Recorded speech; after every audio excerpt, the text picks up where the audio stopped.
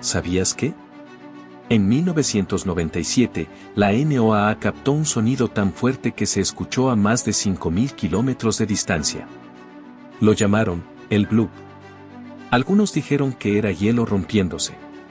Otros, que era un animal. Pero ningún ser vivo conocido puede hacer tanto ruido.